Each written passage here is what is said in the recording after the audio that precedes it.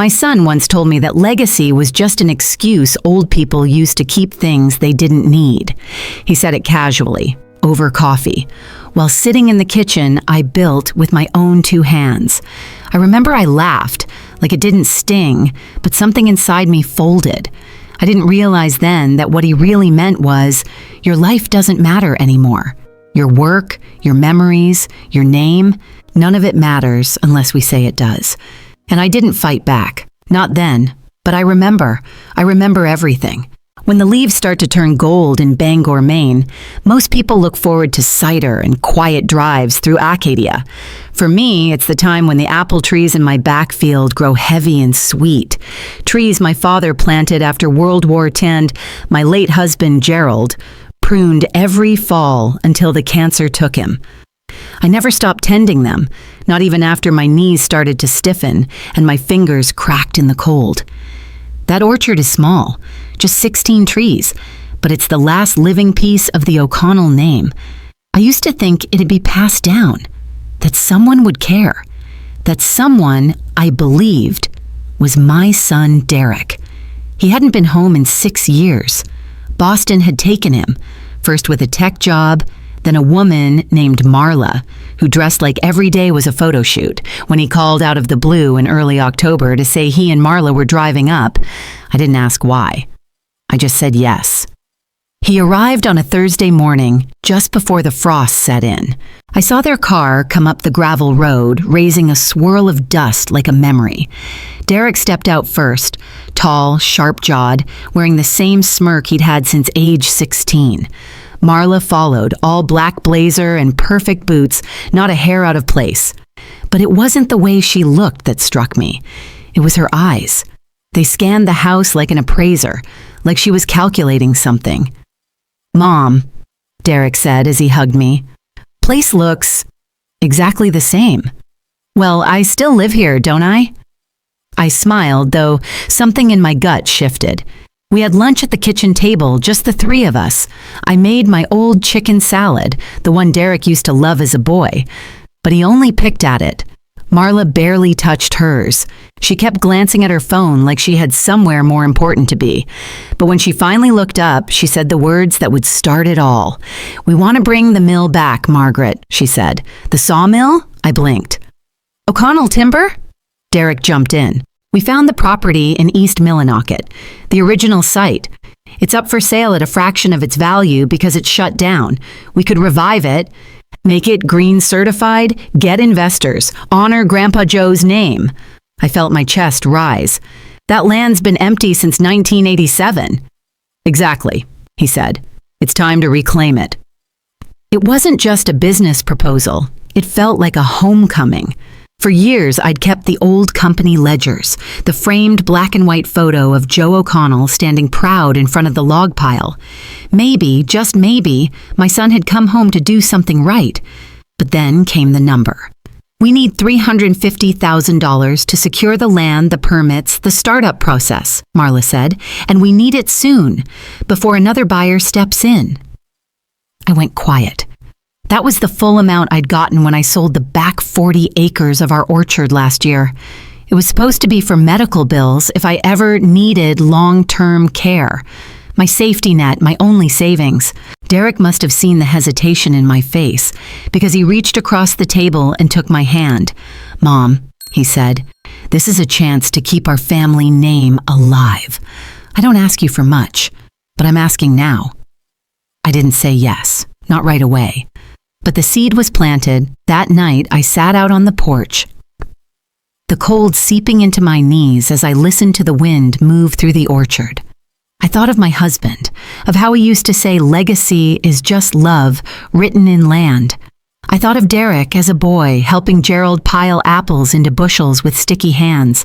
I thought of how lonely this house had become and how this offer, this dream, felt like a lifeline. So 2 days later, I signed over the funds, quietly. No announcement, no ceremony, just a trembling signature at the bank and a nod from the manager who'd known me for 30 years. "You sure about this, Margaret?" he'd asked. "They're building something," I said, "something that matters." I told myself I'd done the right thing. that this was the beginning of something bigger. But in the silence of my house that evening, I found myself unable to sleep. I sat in my chair by the window, looking out at the dark trees, wondering if I'd just made the biggest mistake of my life. Because deep down, I already knew something wasn't right. I just didn't know how wrong it would get. 3 days after Derek and Marla pitched their plan, I stood inside the barn out back, staring up at the rusted tin roof and thinking about the past. Gerald used to call it the heartbeat of the property, where he stored tools, mended things, dreamed in silence. It had long since gone quiet, but now my son wanted to bring a heartbeat back to the O'Connell name, and for a brief moment, I believed him. The next morning, they invited me into the living room with stacks of documents laid out on my coffee table. Derek talked fast, showing me charts and glossy printouts. O'Connell Timber Holdings, projected growth models, maps of where the old sawmill sat in East Millinocket. He even had a rendering of what it could look like after renovation. Clean lines, big windows, their names in raised letters on the side of the building. Marla handled the numbers. "We've already filed the articles of incorporation," she said, tapping a folder. "This is real. We're serious. We just need the final push. That's where you come in." I looked at the papers. My name was there. Margaret O'Connell, listed as a founding trustee and family advisor. It seemed harmless, honoring, like they were including me. "What does that mean exactly?" I asked. Marla smiled tightly. "It's symbolic. Legacy. It's your name, your story. We want it attached to the project."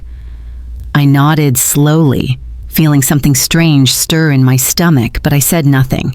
When your children finally come home and say they want to carry on what you built, you don't question their motives. You want to believe them. Later that day, we drove to a notary. I signed a few papers. They said it was just formalities. Derek kept saying things like, "We're a team now, and you'll see this will change everything." When we got home, Marla opened a bottle of wine and toasted at the dinner table. "To rebuilding what matters," she said. I raised my glass too, but something inside me felt disconnected, like I was floating just outside the edges of the moment. And then came her comment, the one that would echo in my mind for weeks. As she cleared the dishes, she looked back and said with a casual laugh, "It's nice you're finally putting this old place to use, Margaret. I mean, you weren't really doing anything with it anymore, were you?" I froze. She didn't mean it cruelly, or at least not obviously, but it was there. In the tone, in the dismissiveness, in the quiet implication that everything I had worked for had sat idle and purposeless, that my years of sweat and sacrifice were just dust and weeds now. I smiled politely, but inside, something cracked. That night, I lay awake in bed, staring at the wooden ceiling Gerald had built. I thought about what Marla had said. I thought about how they'd stepped into this house like they owned it, like I was just a footnote in their shiny new plan. They spoke of legacy, but not once did they ask me how I kept this land running for 40 years after my husband died. They didn't ask how many nights I froze so I could afford heating oil, or how I sold jam at the town fair just to make the property taxes. They didn't ask because they didn't want to know. If you've ever been in a moment like that, where someone looks right through your lifetime of sacrifice and shrugs it off like it meant nothing, you'll understand what I mean. And maybe you've been there too. If you have, I hope you'll share that moment with me in the comments. It doesn't have to be big. Just that one instant where someone you loved made you feel small, invisible. I'll be reading every single one. The next few days passed in a blur. Derek and Marla packed up and headed back to Boston, saying they had meetings to prepare for. Derek hugged me tight and whispered, "We'll make you proud, Mom. I promise." After they left, the house felt emptier than ever. I walked through each room slowly, checking the windows, the locks, like I always did. But this time, I paused in the hallway, in front of the framed photo of my father holding a chainsaw in front of the original sawmill. I touched the glass gently. The photo used to give me comfort. Now it felt uncertain, like something sacred had been touched by hands that didn't understand what it was. A week later, I received a packet in the mail from the Maine Department of Commerce. Inside was a copy of the official registration for O'Connell Timber Holdings, LLC. It was real. The company existed. I read through it slowly. The fine print made my vision blur. Registered agent, Margaret O'Connell. Executive trustee, Margaret O'Connell. Tax filing representative, Margaret O'Connell. I didn't remember agreeing to that. I didn't remember signing anything that made me responsible for taxes or filings or corporate records. I called Derek. He didn't pick up. I called again the next day. No answer. When I texted, the response came hours later. "Don't worry, it's just for convenience. You're not liable. Love you." Something felt very wrong. I sat at the kitchen table, the late October wind howling outside. The stack of papers felt heavier than they should have. My hands shook as I reread the words. Registered agent, executive trustee, tax representative. I hadn't financed just a dream. I had signed my name into something far more dangerous. And I had a feeling I was going to find out just how deep it all went. It started with a silence I couldn't explain. I'd grown used to quiet in this house. Gerald passed 6 years ago, and since then, most days came and went with nothing but the creak of old floors and the wind brushing past the windows. But the silence that settled after Derek and Marla left felt different, heavier. It didn't breathe like usual. It pressed in from every corner like the house itself knew something I didn't. For a few days, I tried to distract myself. I tended to the garden, cleaned out the barn loft, restacked the firewood. I told myself Derek was just busy, that Marla was probably handling paperwork and investor calls. They had big plans, after all. Maybe they were moving fast, making things happen. But something gnawed at me. A low, persistent sense that I was being left behind. Then the calls started bouncing. First Derek's cell, straight to voicemail, then Marla's. I left 2 messages, then 3, trying to keep my voice light, casual like I wasn't worried. But when I checked their social media, everything was gone, deactivated, wiped clean. By the end of the week, I received a thin envelope with no return address. Just my name, written in rushed handwriting I didn't recognize. Inside was a single type note. Cold. Brief. Thanks for financing our escape. You were a perfect front. Please don't try to contact us. This is the cleanest break you'll ever get. I stared at the paper for a long time, waiting for the rest of the world to make sense again, but it didn't. My eyes read the same words over and over, yet they didn't change. They didn't soften. They didn't offer answers. They only deepened the wound. You were a perfect front. They hadn't needed me for my story. They hadn't cared about legacy. They needed a name, a clean name, a name with history and no red flags. They needed someone whose life looked respectable on paper, someone who wouldn't question too hard or read every line in the fine print. They needed me to be trusting, old, irrelevant, and I had played that part perfectly. I dropped the note onto the table and walked through the house like a ghost, touching the backs of chairs, the corners of picture frames. My son had grown up in these walls. He took his first steps down this hallway. I had stitched his Halloween costumes on that couch. I had given him everything I could, right down to the last dollar in my savings account. And now he had disappeared, vanished into thin air, with my name signed to God knows what, and my trust burned to ash. I stood at the fireplace, looking at the photo of our family. Me, Gerald, and little Derek, no older than 6, grinning with a missing front tooth and holding up a fishing rod twice his size. I reached for the frame and took it down, holding it in my lap. I didn't cry. The pain was too dense for tears. It sat in my chest like a cinder block, pressing down, unrelenting. I couldn't sleep that night. I lay in bed, listening to the wind scrape the old siding, thinking of the word escape. They made it sound like I was the prison, that this house, this legacy, this life I'd built with my bare hands was something to run from. And worse, they thanked me for it, as if the betrayal was a gift I should be proud to give. The next morning, I went to the town office, desperate to understand what exactly I'd signed. The clerk, a polite young man named Evan, pulled the business records with a sympathetic look. "It's all public," he said gently, "since your name's on the filings." He handed me a folder. Inside were documents that made my stomach turn. I wasn't just listed as a trustee. I was the sole registered agent, the financial backer, and the tax contact for the business. Every legal thread led back to me. I didn't approve this," I said, my voice breaking. Evan hesitated. "Ma'am, the signatures are here."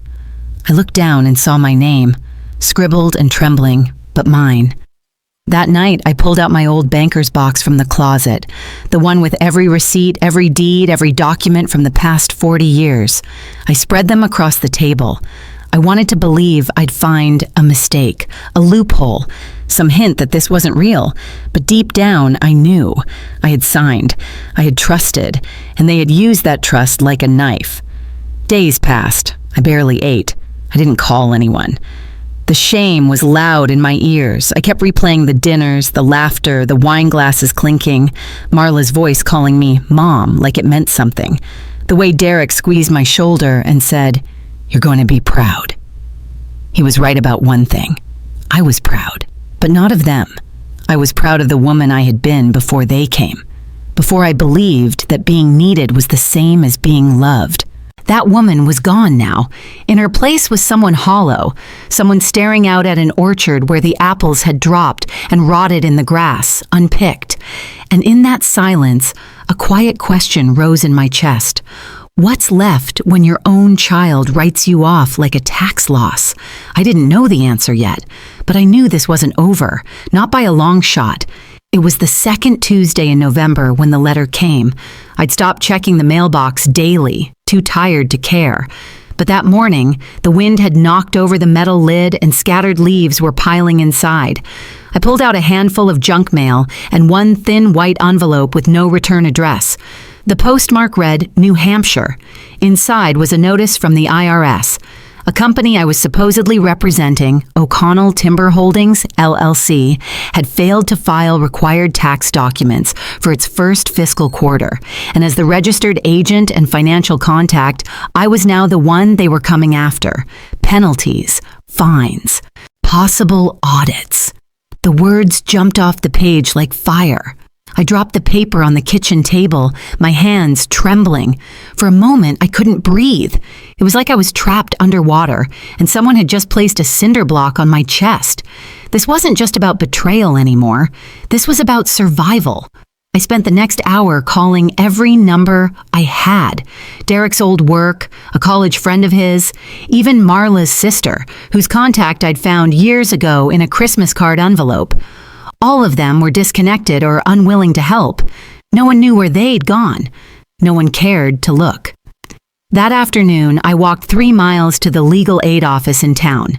I didn't trust myself to drive, not with my heart hammering the way it was.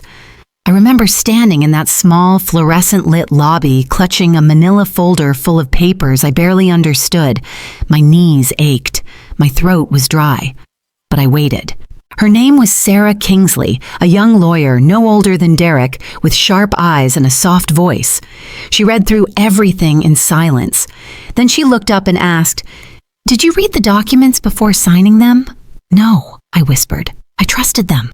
Her eyes softened, not pity, respect. She said, "I see this more than you'd think." She helped me make copies, flagged some items to dispute, and promised she'd help me draft a formal inquiry. But before I left, she asked one final question that shifted something in me.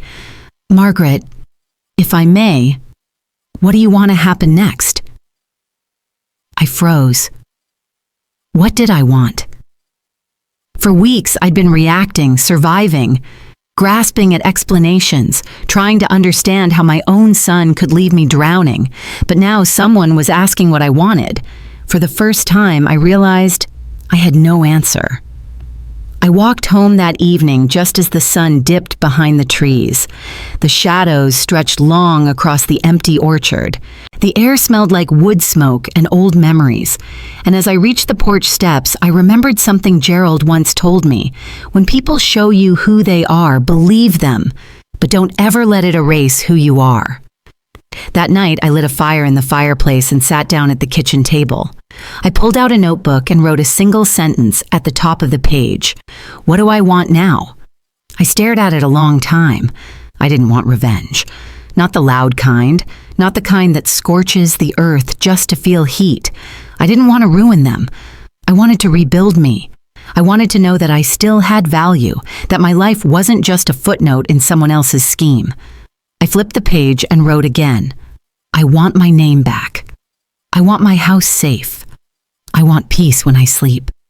Those 3 sentences sat like pillars on the page. The next morning, I called Sarah and asked her how to undo a company when the other founders disappeared. She laughed softly and said, well, it won't be easy, but yes, it's possible. So we began. Over the next few weeks, I learned more about legal filings and tax codes than I ever thought I'd need. I signed forms, mailed letters, attended meetings. I made calls I used to think were too complicated for someone my age.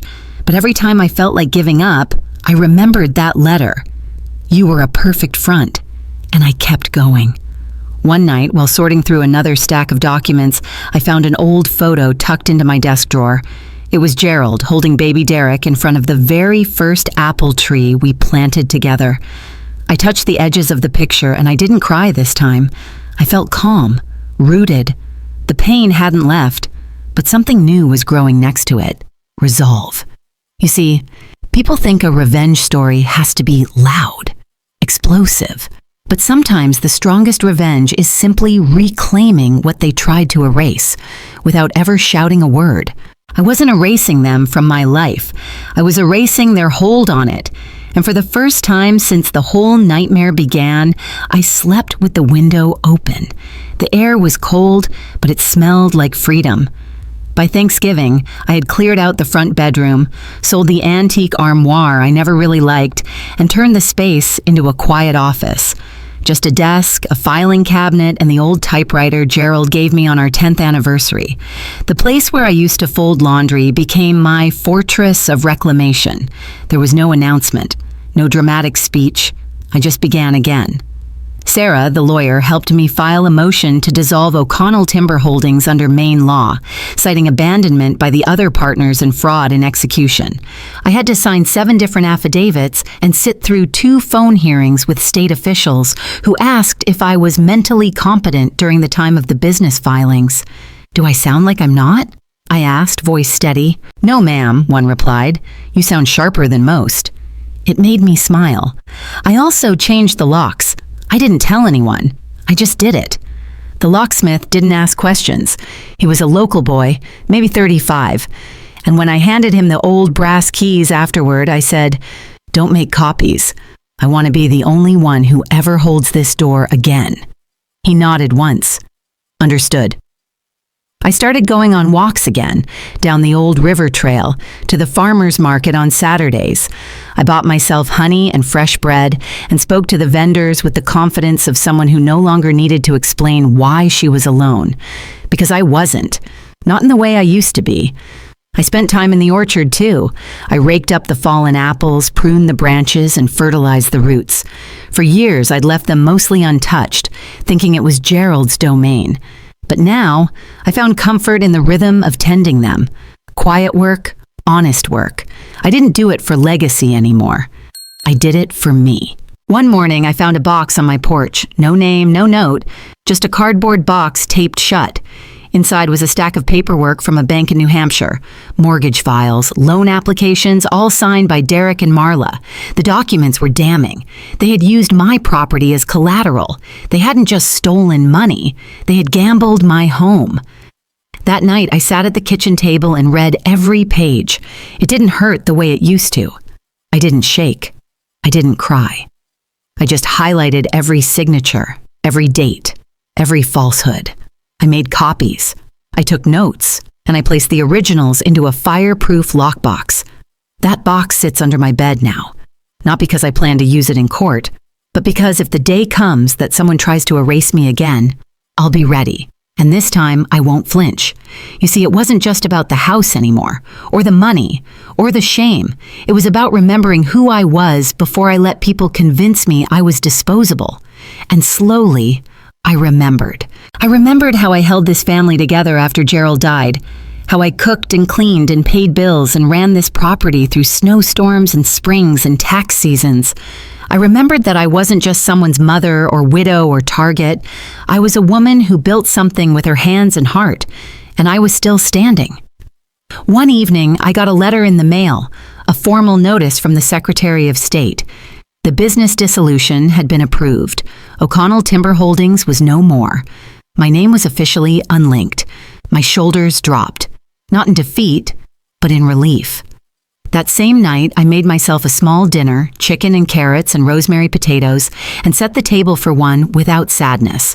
I poured a glass of wine and sat beside the window, listening to the soft hum of wind through the trees. The quiet didn't feel lonely anymore. It felt earned.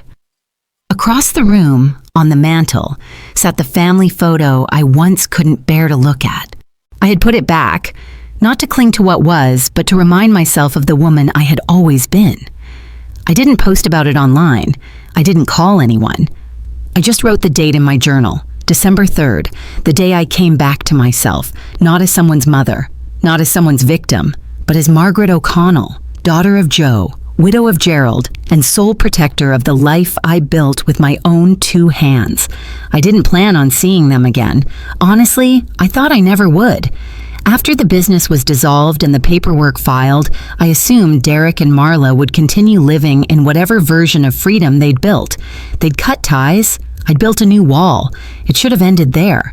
But fate doesn't always work that cleanly. It was late February when I heard the knock.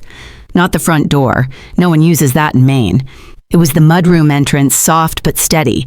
I peeked out the window and froze. Derek. He looked thinner. His beard was grown out and patchy. There were dark circles under his eyes. He held a duffel bag in one hand and a crumpled envelope in the other. I didn't open the door right away. I watched him for a long moment, wondering what kind of story he'd bring this time. Lies wrapped in apologies? A new scheme? A plea for more? Finally, I cracked the door open. "Hi, Mom," he said, voice hoarse. "Can I come in?" I stepped aside without a word. He sat at the kitchen table like it still belonged to him. He looked around the house, quiet, then dropped the envelope on the table. "I know you dissolved the company," he said. "I saw the filings." I said nothing. He looked down, rubbed the back of his neck. "Marla left, took what was left of the money and disappeared. I didn't even see it coming." The irony hit me so hard I almost laughed. Instead, I nodded once and said, "I'm sorry to hear that." He looked up sharply. "You're not even angry?" I sipped my tea and said softly, "I was. But then I realized you can't be angry forever. It costs too much." He stared at me like he didn't recognize who I was, and in a way, maybe he didn't. He stayed for less than an hour. He didn't ask to stay overnight, didn't ask for food.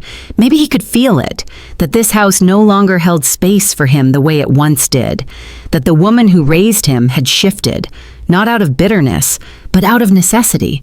Before he left, he hesitated at the door. "I read what you wrote in the dissolution letter," he said. "You said you were reclaiming your name, that you weren't erasing us. Just the damage." He paused. "I get it now. I just wanted you to know that."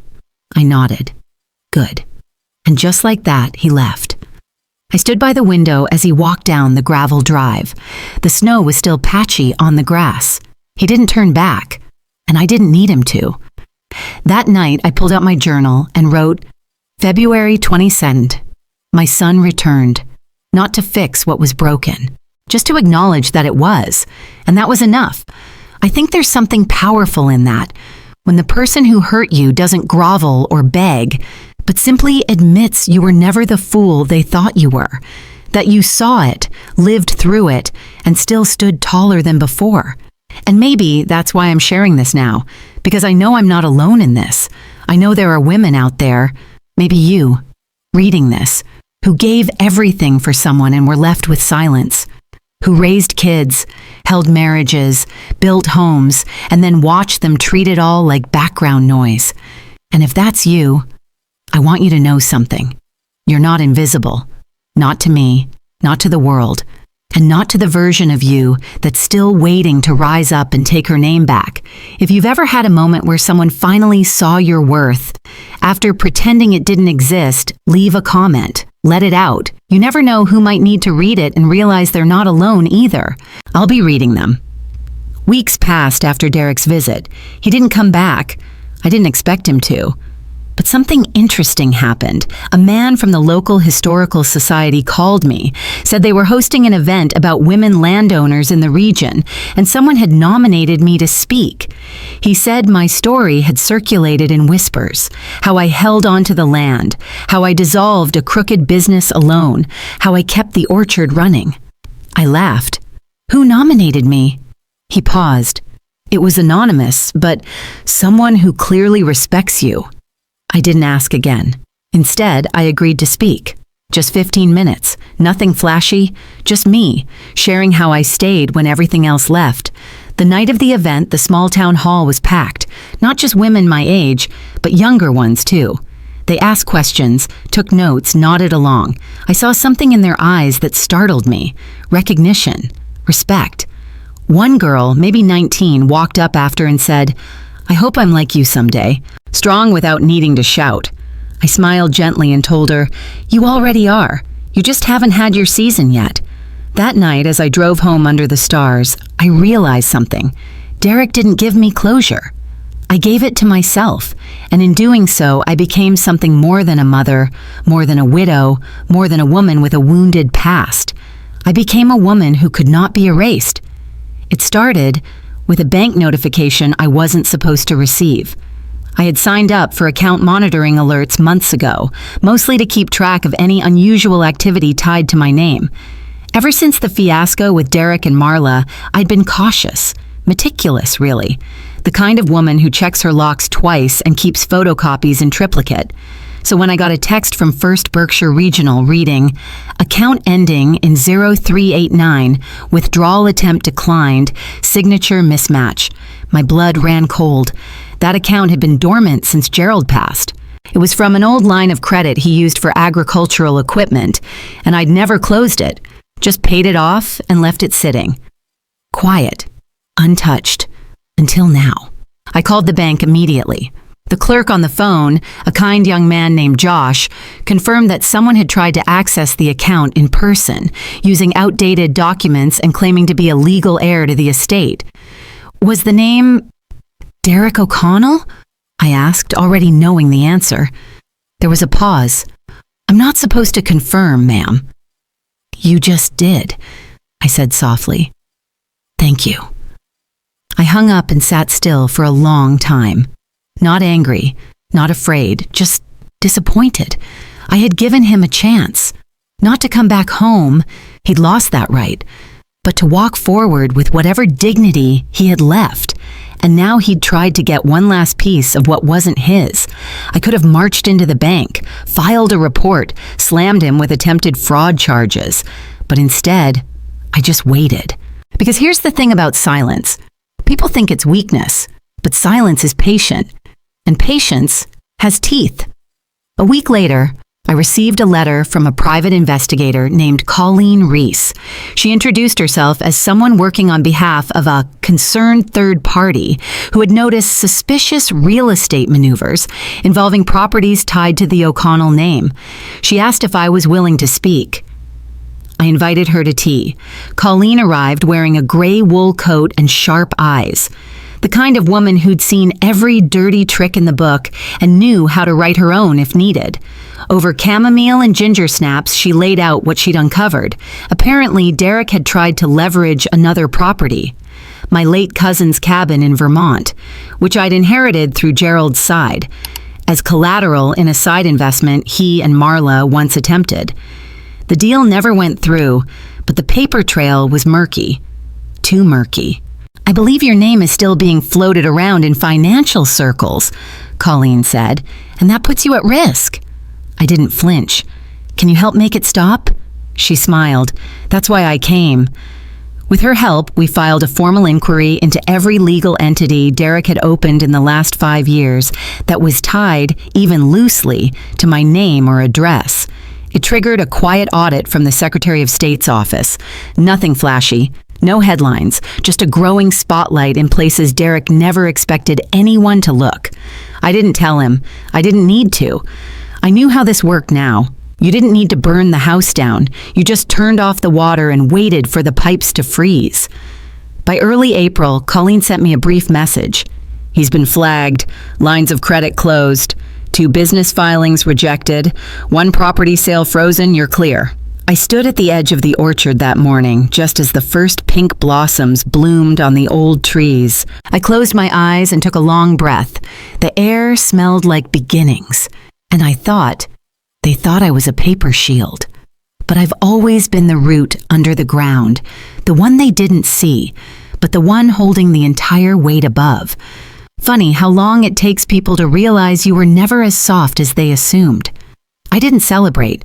There was no champagne, no declaration.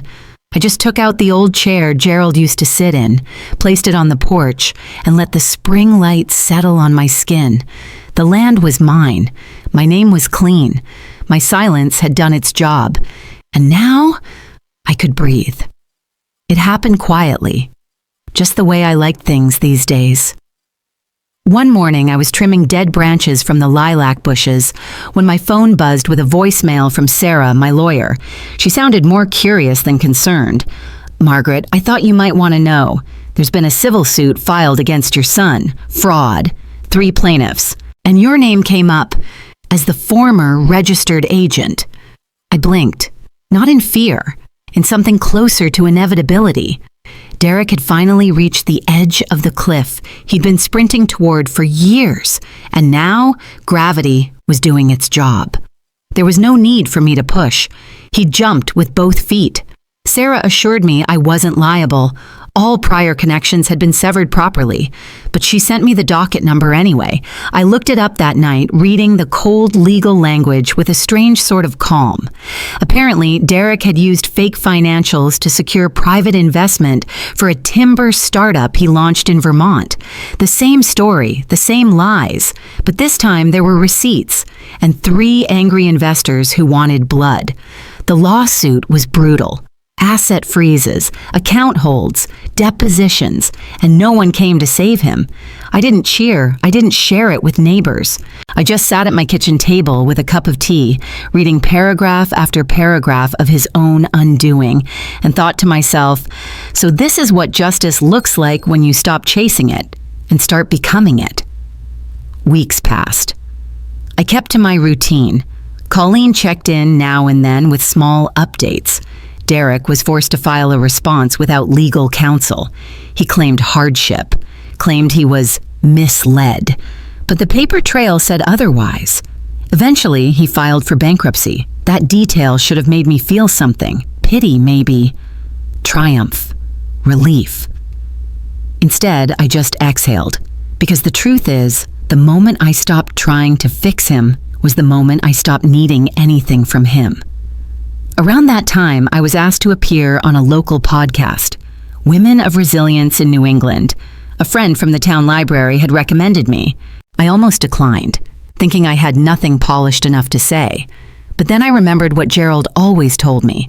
The most powerful stories are the ones told without shame. So I said yes. The host was kind, soft-spoken. She asked about the orchard, my years raising a family, what it meant to start over at 70. And near the end, she leaned forward and said, "What would you say to someone who's been betrayed by the people they love most and doesn't know how to stand back up?" I looked at the microphone, then past it, imagining all the women who might be listening. Women sitting in kitchens just like mine. Women who'd been told they were too old, too naive, too much of a burden. I said, I'd tell her this. They may have underestimated you, but you've got roots deeper than they can ever reach. You don't need to yell. You don't need to break anything, just rise. The host blinked, then smiled. That's going to stay with people. After the episode aired, my email inbox filled with messages from strangers, women who had stories of their own, daughters who stopped calling, sons who stole, families that unraveled like thread. They didn't want sympathy. They just wanted to be seen. And I saw them. Every single one. You see, the true consequence wasn't Derek losing his money or reputation. It was realizing that he no longer had access to the one thing he took for granted all his life. Me, my care, my presence, my belief in him. That door had closed, and I hadn't slammed it. I'd simply locked it and walked away with the key. Spring melted into summer. I started hosting Sunday teas again for a small group of women from town. Some were widows, others divorced, some just lonely. We sat under the apple trees, drank chamomile with lemon, and told the truth. Not the curated versions we gave our kids, but the messy, unfiltered versions we kept buried. And as we laughed and cried and passed around blueberry scones, I realized something. This was my life now. Not waiting, not mourning, not begging to be remembered, but living in full recognition of who I am. And if Derek ever saw that, if he ever walked by the house and saw me surrounded by women stronger than stone, smiling with my whole chest, well, that would be the consequence he'd never recover from. Because I didn't just survive. I bloomed. I remember the exact moment I stopped thinking of the house as ours and started calling it mine. It was early May. The apple blossoms had turned to green nubs of fruit, and the breeze through the orchard carried that familiar scent of soil and promise. I'd just finished painting the trim on the back porch, a soft blue Gerald always loved but never got around to finishing, and I stood there, brush still in hand, admiring the work. It wasn't perfect, but it was mine. And not just the paint or the land or the deed, the rules, the boundaries, the peace inside the walls, all of it, mine. A few days later, I got a call from a local historical tour group. They were interested in including the orchard on their walking route, said it had generational significance, and that people were curious to see it. I hesitated. For so long, this place had felt like a fortress. A sanctuary. I wasn't sure I was ready to let strangers stroll past the rows of trees that held my grief and my grit. But then I realized this wasn't just a house anymore. It was a testament. So I said yes. They asked for a photo to include in the brochure. I sent one of me standing by the old shed, gloves on, apron dusted with flour, smiling the way I hadn't in years. Not a smile for anyone else, just one that came up on its own. They used it, right on the front page. The O'Connell Orchard, still standing. I didn't flinch at the name. I didn't feel the old stab of betrayal, because now it meant me. I was, the O'Connell left holding the roots, and I was doing just fine. 2 weeks later, Derek showed up again, no warning. Just his car parked outside the fence line one evening as I watered the basil near the porch. He didn't come up to the door, just stood there watching from a distance. A man who once owned every room he walked into, now unsure if he was welcome at the edge of his mother's lawn. I didn't wave. I didn't call out. I simply looked at him. And then I turned back to the herbs. Eventually, the car drove away. That was the last time I saw him. He didn't need to be told he wasn't welcome. The land said it for me. The air, the silence, the lack of invitation. This home wasn't built for entitlement, it was built for care. And only those who brought care would cross its threshold again. That summer, I hosted my first annual Found Women's Dinner. 10 women, some friends, some acquaintances, who had, in their own quiet ways, rebuilt lives after being discarded. We ate on long tables under the trees, candles flickering, dresses loose in the July heat. We passed plates, shared stories, and toasted not to our pain, but to our return. No husbands, no kids, no explanations, just women who had learned that home is not where you're kept. It's where you reclaim yourself. At one point, someone asked, "Do you think they ever really regret what they did?" There was a silence. Then I said, "Maybe. But regret without change is just noise. I don't miss the noise." Everyone nodded, And you, yes, you reading this, I want to ask, have you ever taken back a space that was once used to hurt you? A kitchen where you were ignored, a room you weren't invited to decorate, a house where you were a guest in your own life. If you have, I'd love to hear what you did to make it yours again. Whether it was painting a wall, changing a lock, or just breathing differently in the silence, your story matters. Share it below. You never know who you might help find the courage to do the same. That fall, a journalist from the Boston Chronicle contacted me, said she'd heard about the orchard from the tour guide group and wanted to do a feature on women who rebuild legacies after family fallout. I agreed, but on one condition: no sensationalism, no revenge headlines, just truth. She kept her word. The article came out in October with the headline, "She wasn't erased. She just started over."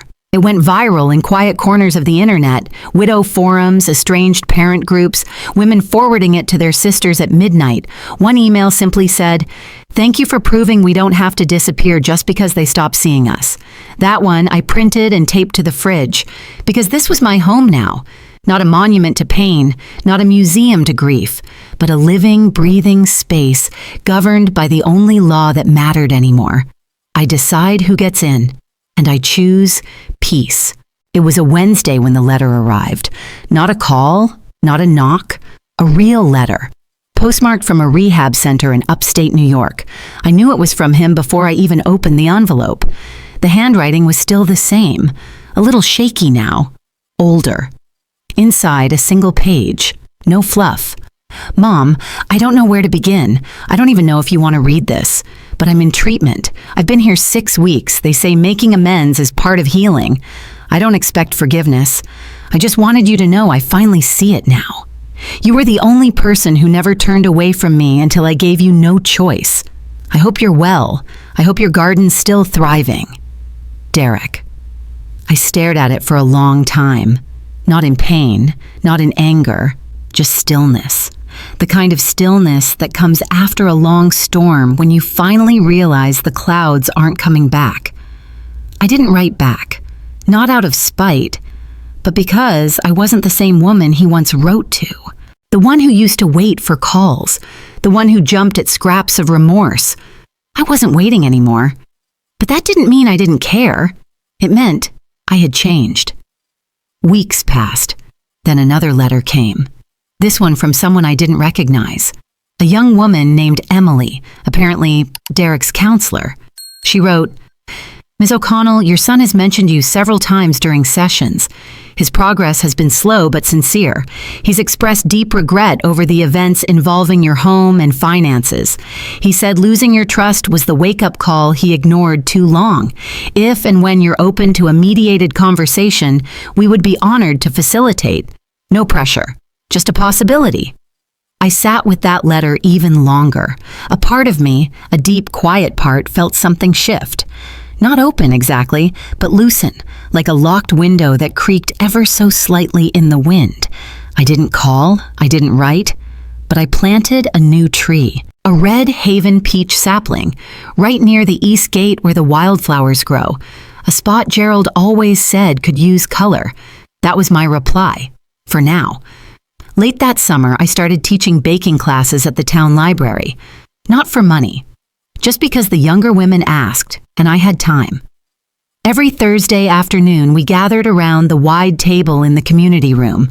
I taught pie crusts and fruit fillings and how to fold a dish towel so it doesn't slip off your shoulder while you work. It was ordinary and sacred, and it reminded me that my life was full, even if no one ever called me Mom again. One evening after class, I saw a familiar car parked along the curb outside the library. Not close, just nearby. Derek didn't approach me. He stayed in the car, hands on the steering wheel, watching through the windshield like a child too scared to ring the doorbell on Halloween. I didn't walk over, but I looked at him, just long enough for him to know that I saw him. Then I got in my car and drove home. I cried a little that night. Not the collapsing kind, just quiet, slow tears that come when something unresolved brushes too close to the skin. But even through those tears, I felt something important. I was okay. He could look for me now. He could long for what he threw away. But I no longer lived in that version of myself, the one who needed to be chosen to feel whole. I had chosen myself. That fall, a high school girl in town asked if she could interview me for her senior project. "I'm doing it on women who rebuild themselves," she said. "People keep pointing me to you." I smiled, not because it flattered me, but because it was true. I had rebuilt. And if Derek ever did the work, if he ever truly became someone new, not someone begging for re-entry, but someone who finally stood on his own feet, I'd know. Because real change doesn't knock loudly. It arrives in whispers. And I had learned how to listen without letting my heart be taken hostage again. The morning of my 71st birthday, I woke up before the sun. Not because I was expecting anything. In fact, the house was still and silent. No ringing phones, no surprise knock at the door, just the soft rustling of wind through the orchard trees and the creak of the old wood floors beneath my slippers. I padded to the kitchen, turned on the kettle, and pulled out the cinnamon. I always made myself apple cinnamon scones on my birthday, something I started doing a few years ago when I realized it wasn't anyone else's job to celebrate me anymore. The ritual was simple: warm scones, black tea, a candle, even if no one else would see it, and a full hour on the back porch with the birds and the light. This year, though, something different happened. Around 9 a.m., a knock at the door. I wasn't expecting anyone. When I opened it, I found Nancy and Karen, two women from the library baking group, holding a little bundle of flowers and a homemade card that read, "To the woman who taught us how to hold our heads high and our pie crusts higher." I laughed, genuinely, the kind of laugh that catches you off guard and feels like sunlight cracking through the ribs. "We just wanted to drop these off," Nancy said, cheeks pink. "You've done more for us than you know." They didn't stay long, just a hug, a smile, and a promise to come by next Thursday like usual. But after they left, I looked around the kitchen and realized this was celebration. Not confetti and music and people pretending they hadn't hurt you, but the kind that grows slowly, like wildflowers in the cracks of a driveway, honest, earned. Later that day, I walked to the orchard's edge where Gerald's old bench still sat. It faced the hills, and I often came here in quiet moments. I brought a thermos of tea and a slice of the scone, just enough for me, and in spirit for him. I spoke aloud softly. "I made it, Jerry. Took longer than I thought, but I'm here." And I meant it. That afternoon, the town's community board sent an email announcing the local fall fair's Legacy Citizen Honoree. It was usually given to someone who'd made a quiet but lasting impact on the community. I hadn't even known I'd been nominated. But there it was, my name, Margaret O'Connell. The woman whose family name had once brought whispers was now being quietly honored for resilience, generosity, and a rare kind of grace. I didn't cry. I just closed the laptop, leaned back in my chair, and exhaled like someone finally putting down a burden they didn't realize they'd been carrying on their back for decades. No parade, no cameras, just stillness and dignity. That night, I lit a candle by the window. Not for anyone else, not for memory, just for me, to mark the woman I had become. A woman who had every reason to grow bitter, but chose instead to grow strong. And you know, I think that's something worth celebrating. The next morning, I received a letter, a short one, no return address, just 2 sentences. Saw the town email. Proud of you, Mom. Always should have been. At D. I didn't frame it. I didn't tell anyone. I tucked it into the back of the drawer where I keep recipes I don't use anymore but can't quite throw away. It didn't change everything. But maybe it didn't have to, because the real gift wasn't the words. It was that I didn't need them anymore. That was my victory, my private applause. And as I sat with a hot cup of tea and a second scone, because 71 earns you to, I realized I had reclaimed more than a house, more than money, more than peace. I had reclaimed my story, and now, finally, I was the one writing it. On a crisp autumn morning, I stood on my porch, watching leaves drift across the driveway like golden memories. The air smelled of wood smoke and cider, and I realized that for the first time in decades, I felt entirely whole. Since dissolving the company, I'd sold the old family farm and moved into a bright cottage on Coburn Hill. It had a wraparound porch, a small vegetable garden, and windows that caught the sunrise just right. I painted the front door cherry red and trimmed the hedges into neat spirals. Those choices weren't for anyone else. They were for me. Mornings now begin with chamomile tea and orange marmalade toast. Afternoons are spent teaching baking at the community center, where women seek new recipes and new beginnings. 3 days a week, I volunteer at Eldorade, guiding seniors through financial traps and sharing my own story so they know they're not alone. Each handshake, each grateful nod reminds me why I keep moving forward. Yesterday, a group of children from the local school visited the orchard. They pressed their small hands against the bark of the apple trees, their eyes wide as I told them how those trees survived storms and droughts. A boy tugged my sleeve and asked, "Miss O'Connell, how do you stay strong when you're scared?" I knelt and looked into his curious face. "You keep putting one foot in front of the other," I said, "and you remember who planted your roots." That unexpected question made me smile. It reminded me of the power in simple truths. Back in my kitchen, I found a letter slipped under the door. No name. Inside was a typed poem about resilience signed "A Grateful Neighbor." I folded it carefully and placed it in the box with every note of support I'd ever received. Those words weren't from Derek or Marla. They were from strangers I'd helped. And in that realization, I felt richer than I ever had. That evening, I sat by the wood stove with a notebook in my lap. I wrote 3 sentences at the top of the page. I survived betrayal. I reclaimed my life. I'm writing my own ending. I underlined each one and tucked the page into my journal. It was a promise to myself. Tomorrow, I'll host a small gathering under the elm tree, a harvest tea for friends and neighbors. We'll share apple cider and stories of growth and new beginnings. No speeches, no awards, just a circle of chairs, warm mugs, and the quiet hum of grateful conversation. If you're reading this and have ever felt erased by someone you loved, I want you to know your story isn't over. Even when the world turns its back, you can turn toward yourself. You can plant new roots, paint new doors, and build your life on terms that honor who you are. Now it's your turn. What chapter will you write next? A room to reclaim? A dream to dust off? Share your first sentence in the comments below. Let's remind each other that no matter what was taken, our endings are always ours to choose. Enjoy the journey and never forget, you are always your own home. Truly.